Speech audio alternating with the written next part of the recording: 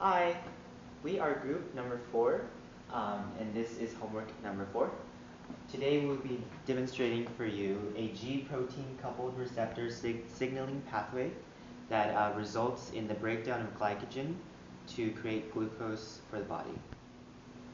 Here we see a signal interacting with the G protein coupled receptor. Inactive receptors are associated with inactive G protein bound to GDP. The activation of the receptor induces a conformational change, and the GDP is released by the G protein. The G protein then binds to GTP. The G alpha subunit dissociates from the G beta gamma subunit. G alpha is now free to activate effectors in the membrane. G alpha binds and activates the effector protein adenylyl cyclase, which uses ATP to make CAMP. CAMP breaks down glycogen into glucose to release energy for the body to use.